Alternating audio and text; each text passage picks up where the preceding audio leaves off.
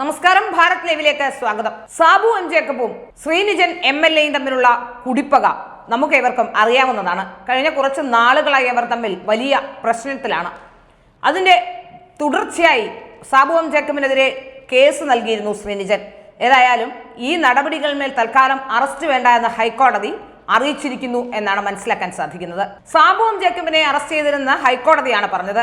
ശ്രീനിജന്റെ പരാതിയിലെ police നടപടികൾ തടയുകയാണ് ഹൈക്കോടതി.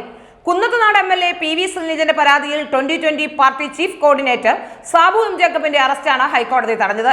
MLAയുടെ പരാതിയിൽ പുത്തൻകുരിശ് പോലീസ് രജിസ്റ്റർ ചെയ്തിട്ടുള്ള കേസിലാണ് ഹൈക്കോടതിയുടെ നടപടി.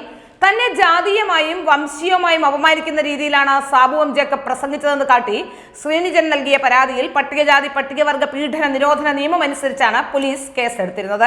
FIR റദ്ദാക്കണമെന്ന് ആവശ്യപ്പെട്ട് സമർപ്പിച്ച ഹർജിയിലാണ് അറസ്റ്റ് തടഞ്ഞിട്ടുള്ളത്. ഇരുവരും തമ്മിൽ നേരത്തെ തന്നെ തർക്കങ്ങൾ നിലനിൽക്കുന്നുണ്ടെന്നും രാഷ്ട്രീയ വിരോധത്തിന്റെ പേരിൽ സാബു എം ജേക്കബിനെ ഏത് വിധേനയും അറസ്റ്റ് ചെയ്യിപ്പിക്കാനാണ് ശ്രീനിജൻ ശ്രമിക്കുന്നതെന്നും അദ്ദേഹത്തിന്റെ അഭിഭാഷകൻ ഹൈക്കോടതിയെ അറിയിച്ചു.